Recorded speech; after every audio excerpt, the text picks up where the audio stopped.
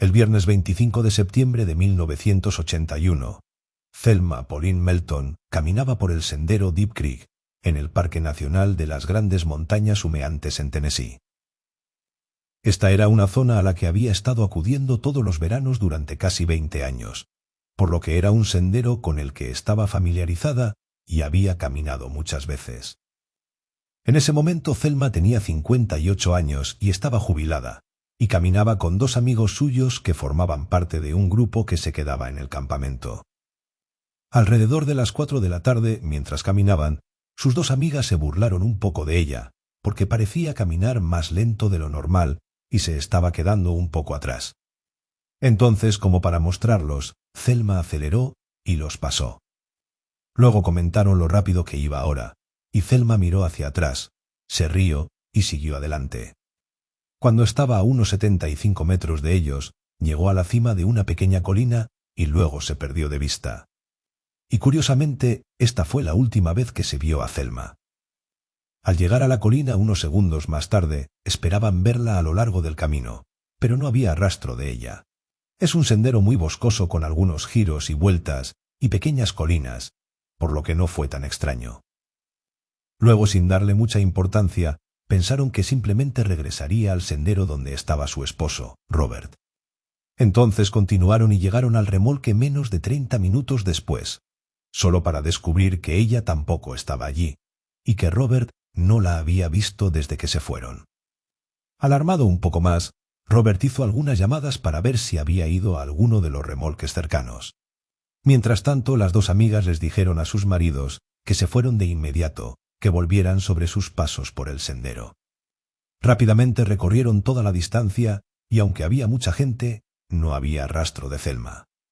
Incluso preguntaban a todas las demás personas que veían en el camino si habían visto a alguien que coincidiera con la descripción de Thelma, pero ni una sola persona la había visto tampoco.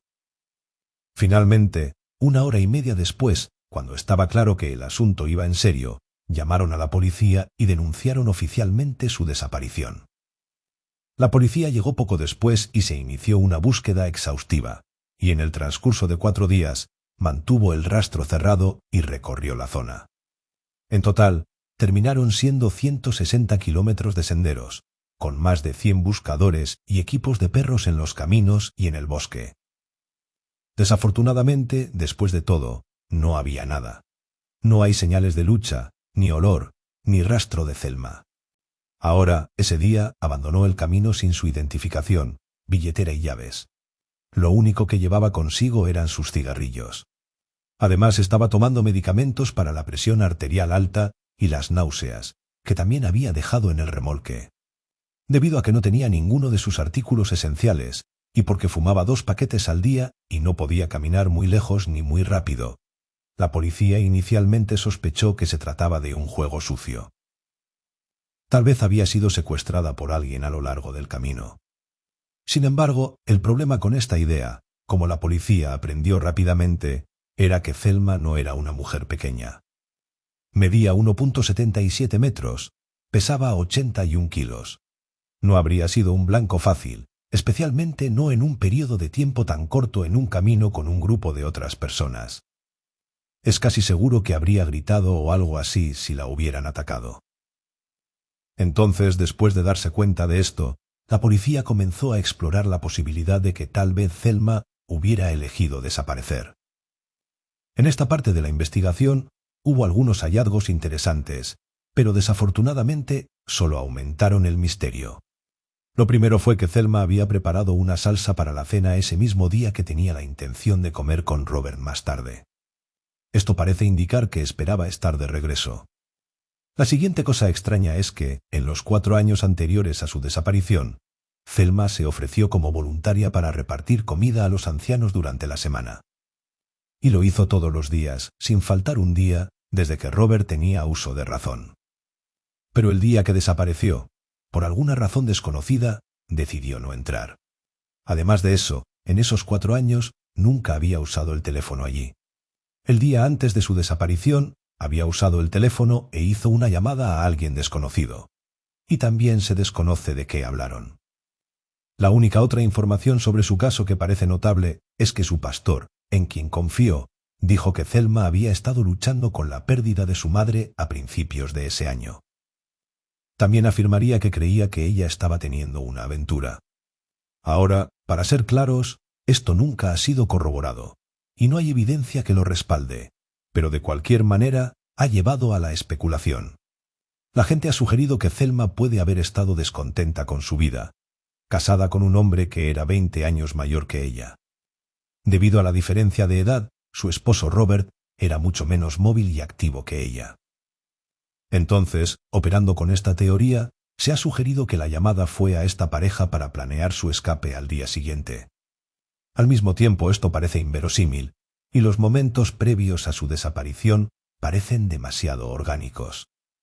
Esto significaría que Thelma tenía que actuar con total normalidad, luego decidir ir a esa caminata exactamente en el momento adecuado, luego acelerar en el momento exacto y tener a alguien esperando para recogerla. Uno pensaría que habría algún tipo de nerviosismo o aprensión detectada por sus amigos o su esposo ese día. Así que eso nos deja con 3 posibilidades. La primera es que estaba realmente perdida en el bosque. Este sendero está al borde de las montañas, lleno de densos bosques, arroyos y ríos. La segunda es que tal vez fue secuestrada a plena luz del día en un rastro con muchas otras personas. Y la tercera es que ella eligió desaparecer, y fue cuidadosamente planeado para que pareciera que estaba perdida. Hasta el día de hoy no hay rastro de Thelma. La capitana Penny Asman era comandante de la unidad de helicópteros de evacuación médica de la Guardia Nacional. Le gustaba desafiar, y uno de los mayores desafíos que conocía era la carrera de maratón de montaña en Seward, cerca de Anchorage, Alaska. La carrera tiene solo unos 5 kilómetros de largo, pero el primer 1,5 kilómetros más o menos se pasa ascendiendo el pico de 1 kilómetro de la montaña. El resto es traicionero volver a bajar por los escarpados acantilados que acabas de subir. Es una de las carreras más duras del mundo y está abierta a todo el mundo. Según la leyenda, la carrera comenzó cuando 2 mineros discutieron sobre si era posible subir y bajar la montaña en menos de 1 hora. Los dos decidieron que la única forma de liquidar la apuesta era correr la ruta con el perdedor prometiendo pagar las bebidas con cualquiera que viniera a mirar. Luego, para que esa ronda de bebidas fuera lo más grande posible, decidieron correr el 4 de julio, atrayendo a una gran multitud de estados independientes. El minero que creía que era posible fallaría el objetivo de 1 hora por 2 minutos y finalmente perdió la apuesta. Pero resultó tener razón de todos modos. Desde el inicio oficial de la carrera en 1915, bastantes personas lo han logrado en menos de 1 hora, y hoy en día el récord del recorrido es de 41 minutos y 26 segundos. En 2012, Penny pensó que podía entrar en el tercio superior de los competidores y se tomó la carrera en serio. Antes de la carrera caminó por la ruta, asegurándose de saber dónde estaban todos los puntos peligrosos, cuándo tener cuidado y cuándo ir a por ello. Esto era importante, aunque el camino estaba desgastado, la ruta no está marcada, y un giro equivocado puede ser peligroso, incluso mortal. El día de la carrera, el clima no fue muy bueno, y una llovizna constante hizo que el terreno rocoso se volviera resbaladizo y partes de la montaña estuvieran cubiertas de niebla. Aún así, Penny hizo un buen tiempo para subir la colina, y comenzó la larga escalada hasta que llegó a una pared rocosa empinada. Esta era una de las partes más desafiantes del recorrido, y las multitudes se reunían en la parte inferior para ver a los corredores descender cuidadosamente. También había 2 rutas de bajada desde allí. Penny estaba segura de que el lado izquierdo al bajar era más manejable, pero luego, casi tan pronto como comenzó a bajar, perdió el equilibrio y comenzó a deslizarse por la pared del acantilado. Logró estabilizarse por un momento recostándose en la roca y tratando de empujarse hacia arriba con las manos, pero cada vez que lo intentaba se deslizaba un poco más, deslizándose de una formación rocosa a otra. Eventualmente vio las raíces de los árboles que sobresalían por el costado del acantilado y pensó que podía saltar hacia ellas para detener su caída. Entonces se lanzó hacia ellos, extendiendo la mano para agarrarlos, pero desafortunadamente ni siquiera lo rozó con las yemas de los dedos. Luego cayó 4 metros hacia el suelo primero. Una mujer en el fondo corrió hacia el acantilado y trató de detener la caída de Penny, y lo hizo ligeramente, pero Penny aún se estrelló contra el suelo, golpeándose la cabeza y el torso. Afortunadamente todavía estaba consciente, por lo que la mujer se aferró a ella y la estabilizó mientras esperaban que una evacuación médica la sacara en avión. Penny pasaría 6 semanas en el hospital con laceraciones y costillas rotas. Y el lugar donde cayó resultó ser peligroso. Más tarde, otro corredor llamado Matthew Kenny cayó tan fuerte que se rompió el brazo y el cráneo, dejándolo inconsciente durante días. Penny y Matthew tampoco fueron las primeras ni las últimas personas en resultar gravemente heridas en la carrera. Hay informes de personas que se rompieron extremidades, laceraron sus órganos después de ser empalados en los árboles e incluso escaparon por poco de los osos. Pero todos se recuperaron por completo, y algunos incluso volvieron a competir. El único hombre que no lo hizo, o al menos no creemos que lo hiciera, fue Michael Lemaitre. A diferencia de Penny, Michael no estuvo ni cerca de la contienda por un lugar ganador en 2012. Cuando era más joven era un corredor entusiasta, y estuvo a punto de ir a la Universidad de Syracuse con una beca para correr en pista. Para entonces, sin embargo, era un hombre de negocios de 66 años, y a pesar de que todavía estaba en forma, no era el más rápido de los corredores. Pero era el tipo de hombre al que le gustaba desafiar y hacer cosas que parecían diferentes, incluso locas para su familia, especialmente si parecían divertidas. Y a pesar de que le habían dicho que al menos caminara la ruta antes del día del evento, nunca lo hizo, por lo que el día de la carrera fue la primera vez que subió la montaña. De cualquier manera, partió lleno de confianza a las 3 de la tarde, pero a las 5 de la tarde, mucho después de que los corredores más rápidos hubieran terminado, todavía no había llegado ni siquiera a la mitad de la cumbre y estaba luchando. La última vez que alguien lo vio, estaba a 61 metros de la cima de la montaña. Luego, justo antes de las 6 de la tarde, uno de los voluntarios de la carrera había visto a un rezagado que quería saber si aún podría terminar, a pesar de que era tan lento. El voluntario le dijo que todo el mundo puede correr a su propio ritmo, y le pidió su número de dorsal. Y luego llamó por radio a los voluntarios de abajo para decir que el último corredor estaba a punto de llegar al punto de giro, y que debería estar con ellos en 1 hora y media, más o menos. Mientras tanto, la esposa de Michael, Peggy, esperaba en la línea de meta a su esposo. Sabía que no sería rápido, pero aún así estaría orgullosa de él por haber completado la carrera. Primero los mejores competidores cruzaron la línea de meta. Luego entraron los corredores más lentos, a veces en grupos, a veces uno a la vez. Luego, después de un tiempo, estuvo esperando tanto tiempo que los organizadores comenzaron a cerrar la carrera y empacar la línea de meta. Pero aún así no estaba preocupada. A pesar de que el evento parecía haber terminado, algunas personas seguían apareciendo. Peggy asumió que los organizadores sabían quién seguía ahí fuera y que no se irían por completo hasta que Michael regresara. Pero Michael nunca cruzó la línea de meta. Pasó la 1 hora y media estimada por el voluntario, y luego el día se convirtió en noche. Peggy entonces comenzó a preguntar a su alrededor para ver si alguien había visto a Michael. Ella también estaba empapada y fría, así que se subió a su auto y comenzó a tocar la bocina y gritar el nombre de Michael, con la esperanza de que el ruido lo guiara hacia abajo. Trágicamente, no fue así. Michael había desaparecido. Después de que se reportó oficialmente su desaparición, la Policía Estatal de Alaska y el Departamento de Bomberos y Rescate comenzaron una búsqueda exhaustiva de la montaña. Las hijas de Michael también ayudaron en la búsqueda, y una de ellas incluso hizo arreglos para que un perro especialista en cadáveres volara desde Oregón para seguir el camino de la carrera. Pero la perra no encontró ni un solo rastro de su padre por ninguna parte. Uno de los amigos de Michael también pagó un helicóptero para que sobrevolara la montaña y tomara fotos de alta resolución y térmicas. Pero de nuevo, a pesar de horas de peinar minuciosamente la ladera de la montaña, simplemente no había nada. A finales de julio, la búsqueda oficial fue abandonada, pero eso no impidió que las personas que vivían en Seward continuaran. Un informe afirma que el fin de semana después de que se suspendiera la búsqueda oficial, docenas de personas, posiblemente cientos, subieron a la montaña para buscar al hombre desaparecido. Los buscadores también esperaban que cuando llegara el otoño y el denso follaje se diluyera, el cuerpo de Michael pudiera ser más fácil de detectar. Pero nunca encontraron rastro. Entonces la pregunta es, ¿qué le pasó a Michael? Una posibilidad es que haya sido atacado por un oso.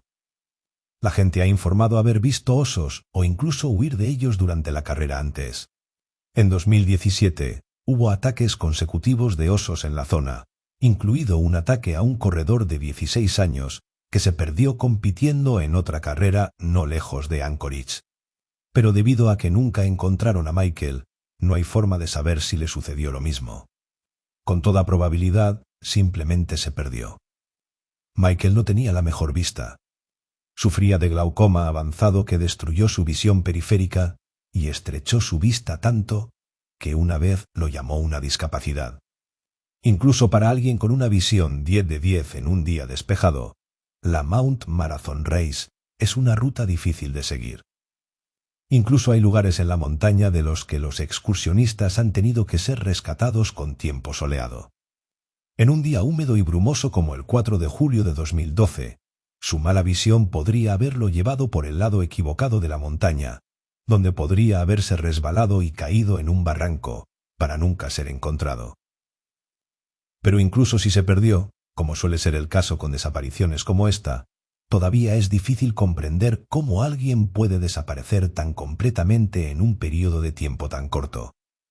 En una carrera con cientos de personas en un camino relativamente corto y frecuentemente transitado, parece imposible que no quede rastro de alguien después de una búsqueda tan intensa con imágenes térmicas y perros de búsqueda.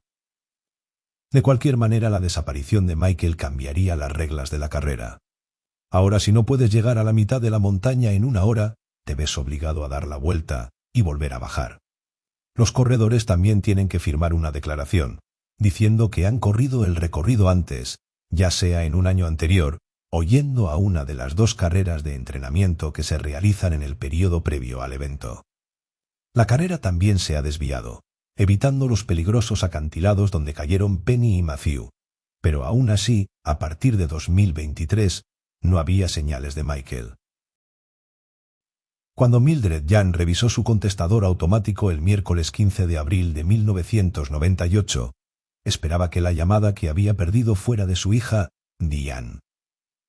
Diane había desaparecido una semana antes, y Mildred estaba preocupada no solo porque Diane solía mantenerse en contacto, sino también porque tenía un largo historial de enfermedades mentales. A sus 40 años, ya había sido internada en centros de salud mental 32 veces, y su incapacidad para funcionar por sí misma significaba que constantemente la fichaban por delitos menores y delitos menores, como el robo en tiendas. Casi 2 décadas antes, Diane estaba casada y tenía 3 hijos, y fue descrita como una ama de casa cariñosa y madre con una casa perfectamente cuidada. Desafortunadamente, en los años siguientes, Diane comenzó a caer en una espiral. A los 10 años de casada, le diagnosticaron depresión maníaca, ahora conocida como trastorno bipolar. Le dieron medicamentos para ayudar con su enfermedad, pero cada vez que se sentía mejor, dejaba de tomar su medicación, pensando que ya no la necesitaba. Eso creó un círculo vicioso que finalmente hizo que su esposo la dejara en 1988, llevándose a los niños con él y finalmente divorciándose de ella en 1991. Después, Diane comenzó a crecer aún más y comenzó a automedicarse con alcohol, en lugar de tomar la medicación que le habían recetado. Fue entonces cuando empezó a meterse en problemas más serios. Cuando lo hacía, el Estado a menudo la acogía utilizando la Ley Baker de Florida, que permite que alguien sea ingresado en un centro de salud mental si se convierte en un peligro para sí mismo o para los demás. Lamentablemente, funcionó de la misma manera que las recetas de Diane. Cada vez que parecía estar bien, la dejaban ir, poniendo fin a su tratamiento. Entonces Diane empezaría a comportarse como si lo hubiera hecho antes hasta que la recogieran de nuevo para algo nuevo. Y el ciclo continuaba. El día que desapareció, que fue el viernes 10 de abril, se estaba quedando con su hermana, Débora. Débora se fue a una cita con el dentista a las 10 de la mañana, y cuando regresó a casa, Diane ya no estaba. Más tarde se supo que desde la casa de su hermana iba a un bar en Hudson, Florida. No está claro cómo llegó allí porque eran unos 16 kilómetros y Diane no tenía automóvil. De cualquier manera, después de llegar al bar, tomó unas copas, pero poco después comenzó a caminar en círculos repetidamente. El camarero se negó a servirle, pensando que había bebido demasiado. Luego, después de salir del bar, es posible que la hayan visto en 2 restaurantes locales. Al día siguiente fue vista caminando hacia el norte por una carretera cerca de New York Avenue. Luego se registró y se quedó en el motel Coral Sands hasta el día 14. Ahora, el Coral Sands Motel era un poco un vertedero. La mayoría de las veces estaba cayendo a pedazos, y se sabía que atraía a personas sórdidas y a aquellos con mala suerte porque era barato. Era el último lugar en el que querías conocer gente. Luego parece que abandonó el motel el día 14. Mildred no sabía nada de esto, ya que iba a revisar el mensaje en su contestador automático al día siguiente, el día 15. Lo único que sabía era que su hija había desaparecido el día 10, y no se había vuelto a ver ni a saber nada de ella desde entonces. Luego presionó el botón para escuchar el mensaje y, para su alivio, comenzó a escuchar la voz de Diane. Desafortunadamente, el alivio fue rápidamente reemplazado por el terror puro. Todo lo que Diane dijo fue: «¡Ayuda! ¡Déjame salir!», y sonaba tensa y prácticamente estaba gritando al teléfono. Luego se oyó el sonido de un forcejeo, como si alguien estuviera tratando de arrebatar el teléfono de las manos de Diane. Luego se escuchó otra voz que decía: «Oye, dame eso». Luego hubo un clic cuando la llamada colgó. Mildred revisó inmediatamente el identificador de llamadas y decía que la llamada provenía de algún lugar llamado Starlight, por lo que devolvió la llamada al número, pero no hubo respuesta. Desafortunadamente, dondequiera o lo que sea que haya sido Starlight, nunca se ha descubierto. Algunas personas en foros han sugerido que podría haber sido un bar de striptease llamado Starlight o Starlight Motel, pero nuevamente nunca se ha determinado, al menos públicamente. Obviamente, en lugar de hacer que Mildred se sintiera mejor, el mensaje la asustó más que nunca. Estaba segura de que algo terrible le había sucedido a su hija, y todo lo que ha salido a la luz desde entonces parece indicar que ese era el caso. Diane posiblemente fue vista por última vez el día 15, almorzando en otro hotel de la zona.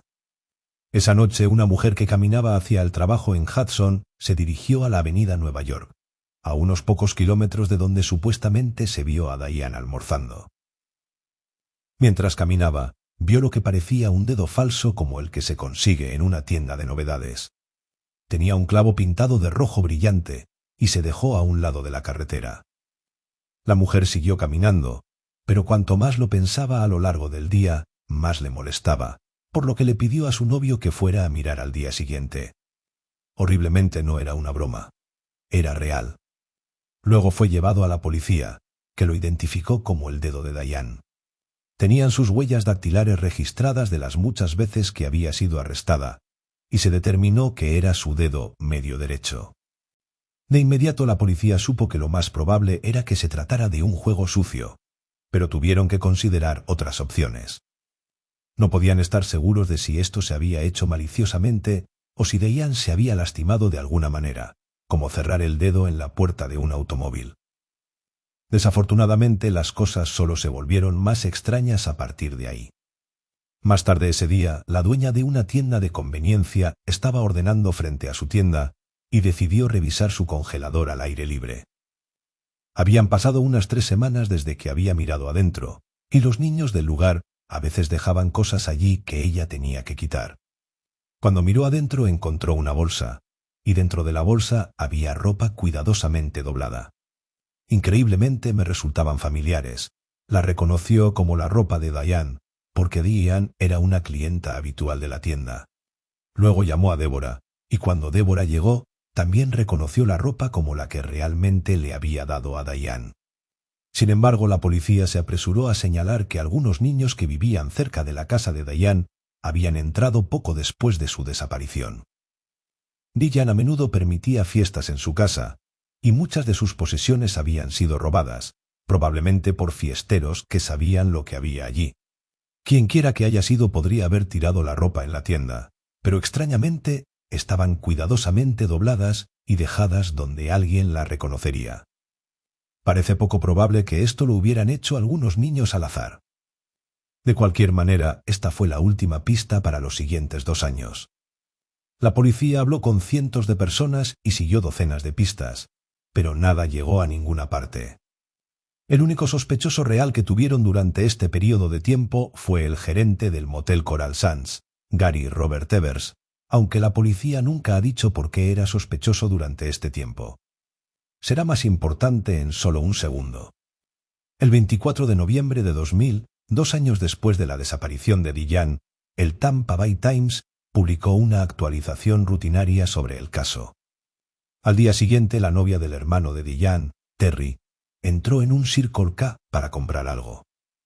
En el interior, notó una bolsa Ziploc de plástico transparente con maquillaje, perfume y pasta de dientes en el mostrador de la lotería. Entonces se dio cuenta de que tenía el nombre Diane escrito en rotulador negro. Además, Diane usó ese tono de lápiz labial rosa, ese delineador de ojos negro y el perfume en la bolsa. La pasta de dientes también coincidía con la que le dieron a Diane en el hospital unas semanas antes de que desapareciera. Es difícil saber si esto fue solo otra coincidencia, pero si no fue una coincidencia, eso significa que alguien debe haber estado observando a Terry el tiempo suficiente para conocer sus hábitos. Frustrantemente, el Círculo K había grabado estas cintas de vigilancia cuando se notificó a la policía y vino a verificar las imágenes. Eso no era inusual porque las cintas VHS eran caras, y las tiendas solían pegar rutinariamente las grabaciones del día anterior para ahorrar dinero. Así que, por desgracia, tampoco pudieron sacar nada de la bolsa ni de su contenido, por lo que el rastro volvió a enfriarse. La última pista sobre el caso antes de que se enfriara por completo llegó el 28 de junio de 2001, justo antes de la medianoche. El único sospechoso, Gary Robert Evers, se enfrentó a un hombre en el motel Coral Sands. La noche anterior, 2 hombres con pasamontañas irrumpieron en la oficina del motel y atacaron al gerente del motel, que también era la novia de Gary. Gary corrió hacia ellos, pero luego huyeron antes de que pudiera atraparlos. Al día siguiente, Gary se enfrentó a un hombre que pensó que estaba involucrado, y cuando el hombre se negó a decir quién más estaba con él, Gary sacó su arma y le disparó varias veces. Más tarde resultó que el hombre no tenía nada que ver con eso después de todo, después de que los verdaderos atacantes se entregaran. De cualquier manera, esto le dio a la policía la oportunidad de interrogar a Gary con más detalles sobre su posible participación en el caso de Diane, pero no llevó a ninguna parte. Gary fue condenado más tarde por asesinato en la oficina, pero no pudieron probar ningún vínculo entre Gary y Diane, aparte del hecho de que él la reservó en una habitación. Entonces ahí es donde está el caso hoy. Lo que sabemos es que Diane estaba pasando por algunos problemas serios y a menudo se encontraba mezclándose con algunas personas no tan buenas. La parte más preocupante de su desaparición es, obviamente, el dedo que se encontró al costado de la carretera. Esto, en combinación con la llamada telefónica a su madre, parece indicar que algo terrible le sucedió. Pero igualmente confusos son los artículos que se encontraron que le pertenecían. Una vez más, parecen estar demasiado perfectamente colocados para ser una coincidencia. A día de hoy, Diane sigue figurando como persona desaparecida y a partir de 2025 tendría 65 años.